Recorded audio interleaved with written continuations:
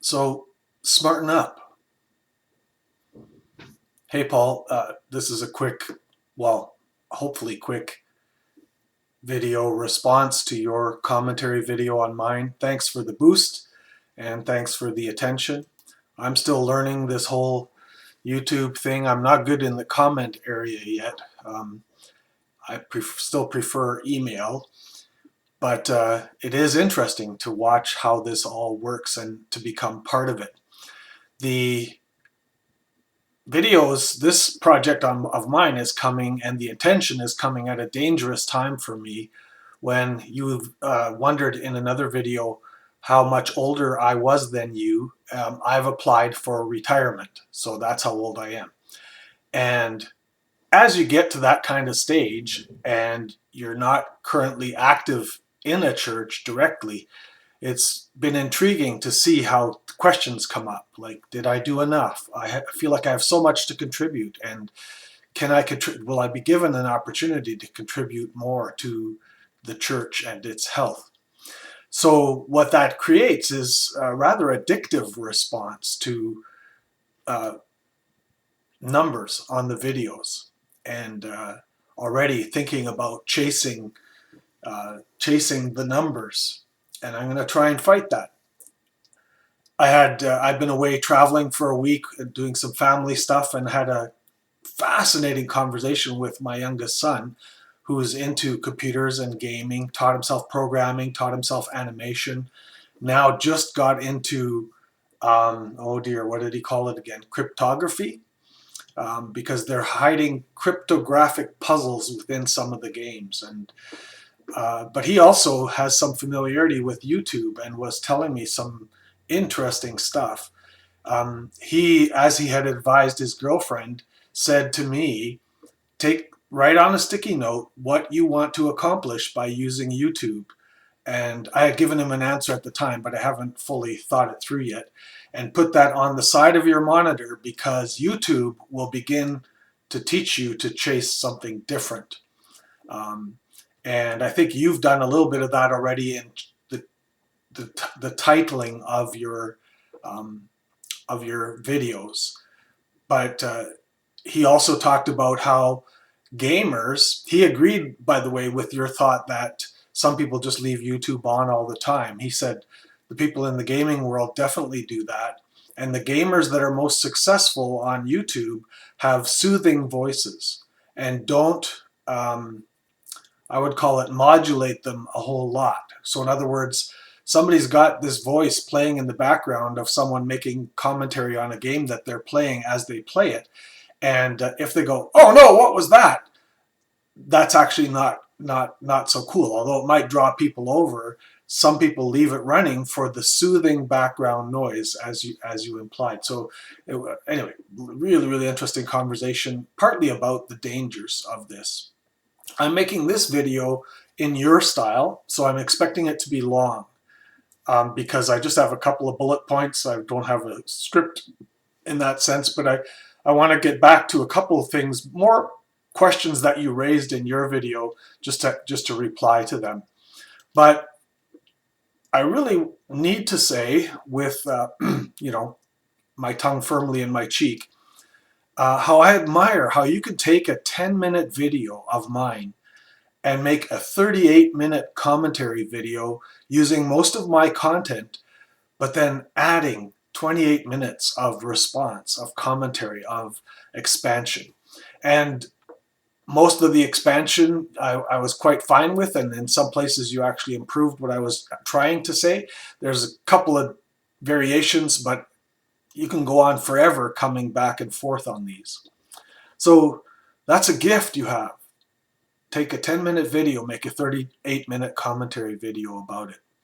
I don't think I'll get there. I'll see how close I get with this one.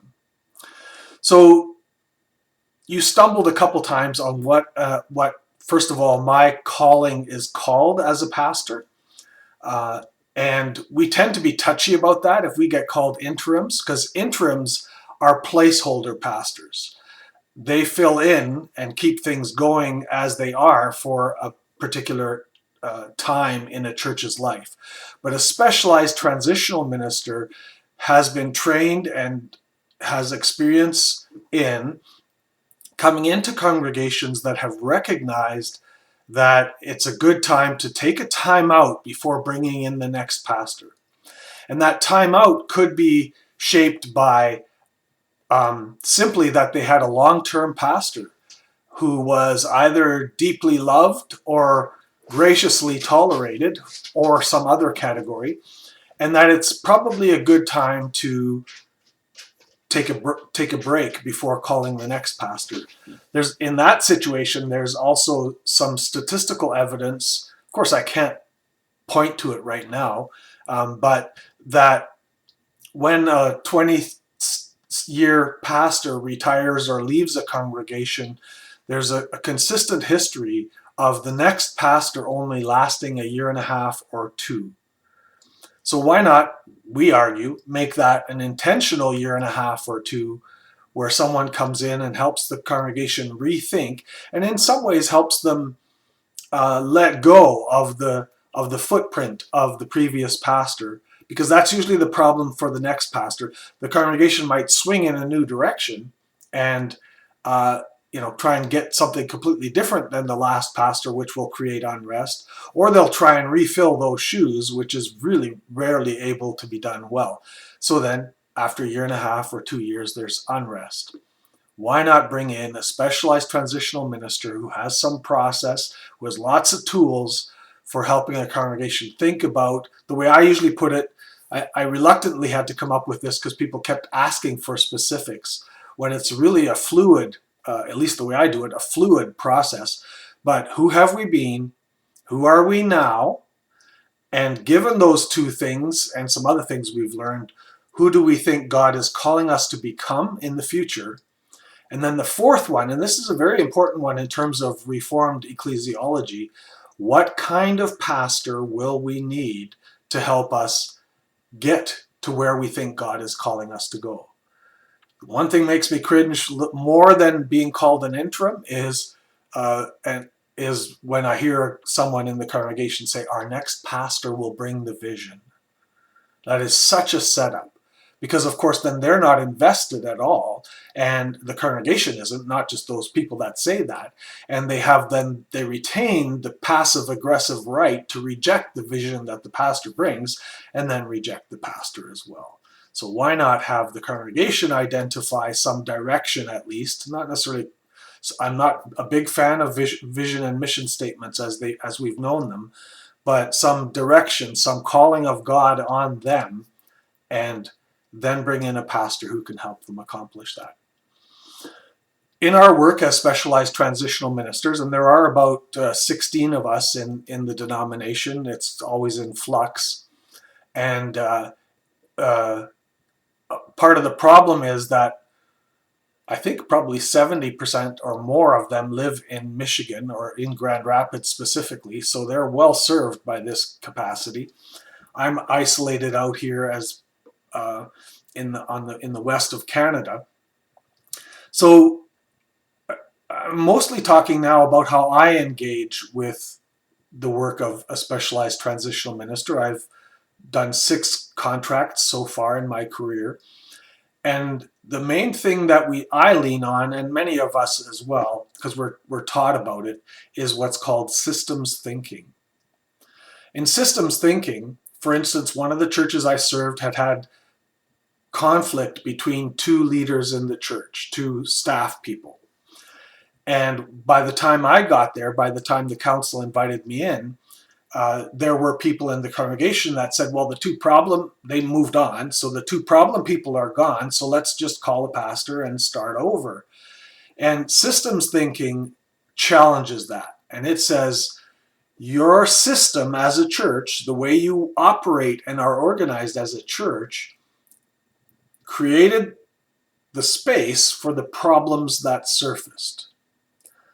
So the transitional time is a time to reflect on how do we as a congregation contribute to creating problems like that, and what can we do to prevent them in the future. That's systems thinking, instead of this individual, well, the bad part, the fouled spark plug is gone, put in a new spark plug and we're good. churches are not like that. Churches are organisms, not machines. And churches are networks of emotional connections, historic battles. And when you're thinking in systems thinking, that's what you need to consider. One of the phrases I now use a lot in systems thinking when I'm trying to explain it to the congregation, aside from the one I just said about that you created the ideal conditions for the problems you had, so let's look at how you create those conditions. Well, another one I use a lot is the presenting issue or the presenting problem is rarely the real problem, right? So someone in the church might be harping on how poorly the bulletin is printed up, or the fact that it's not in color, or whatever the presenting question would be or issue. But when with systems thinking, you can step back and you can look into the bigger picture of what's going on, you might find out that the person that's doing the complaining is related to a person who used to do the bulletin, have all kinds of great ideas for it, and was released from that position for some reason or another. And so you see how then there's this older battle being played out in there. And then also in systems thinking, one of the key things that we look through or that we try to understand is anxiety in the system. And that is a huge, it's quite a learning curve to understand that, and to get to a place where you as a leader can be standing face to face with a person who's clearly very anxious, and then have to learn the skills of not buying into the anxiety. Because anxiety in the system is like static electricity that wants to go places and wants to be discharged. But the lie about it is that it gets discharged into someone else who will discharge it into someone else. So how to address anxiety in the system is all part of it. Now I'm going into this a little bit on purpose. I'm leveraging this as a pitch because I'm not in a contract right now. Even though I just said I'm retired, that has more to do with economics than anything else. I am looking for my next contract at this point. So that's Specialized Transitional Minister, as we've come to call it in the Christian Reformed Church. We are vetted and endorsed by what used to be called Pastor Church Resources, is now called Thrive, and so there's special courses and actually special characteristics in the person that are looked for in order to approve of them becoming specialized transitional ministers. And I love it. It is my calling. I could say way more about that, but I don't want to go over an hour and a half like some people do.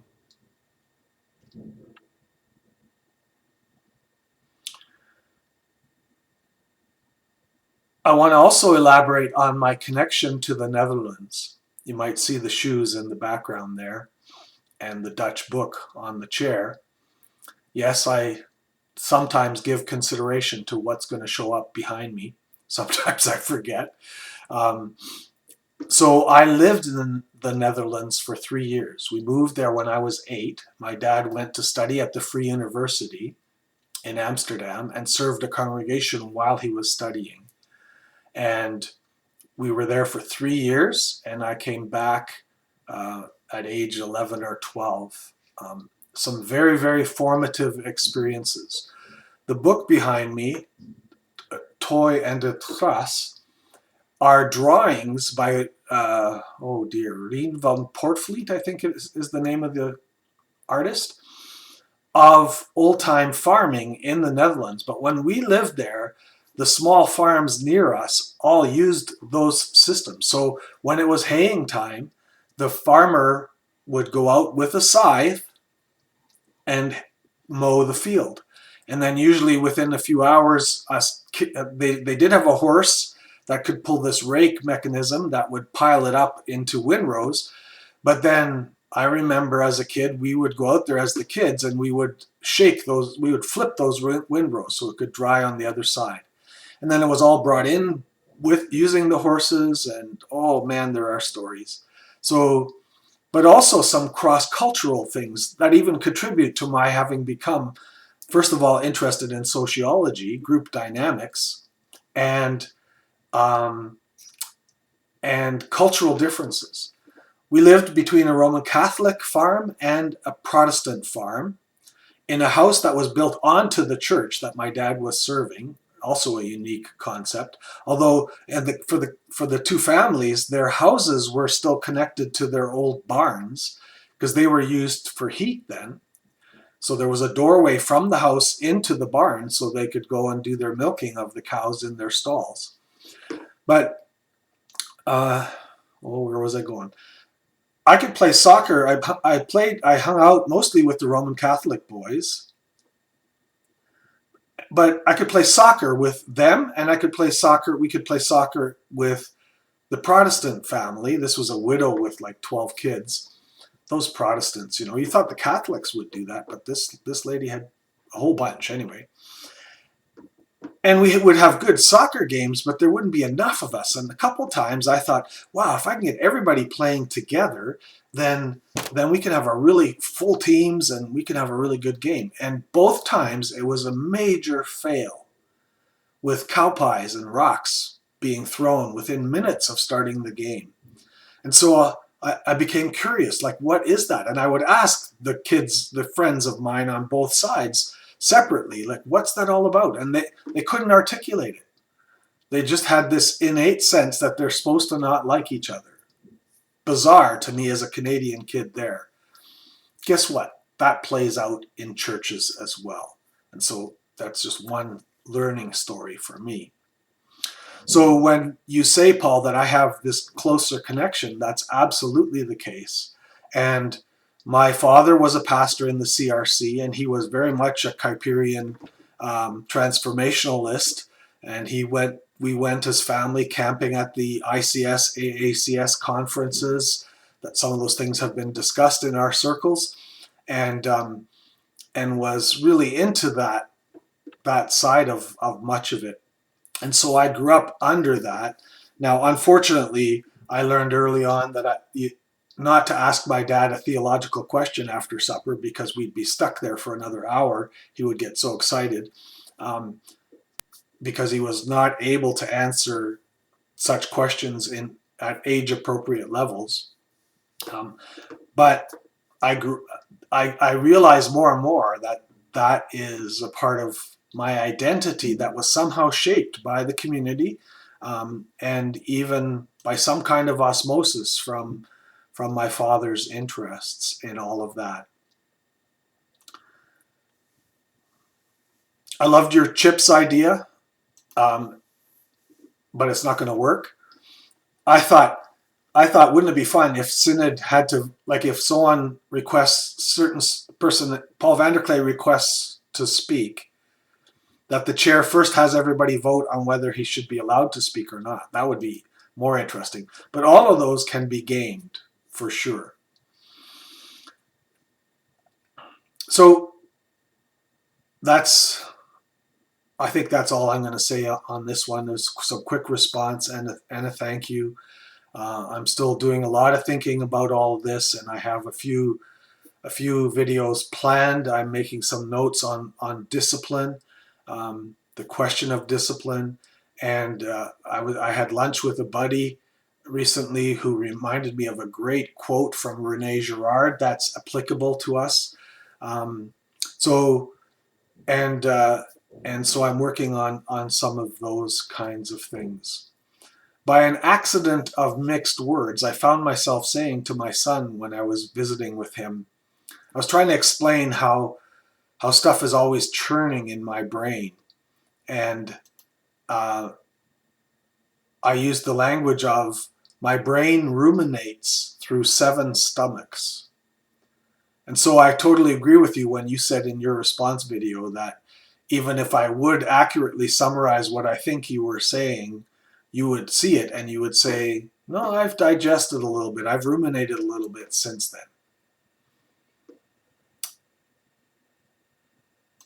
Till next time.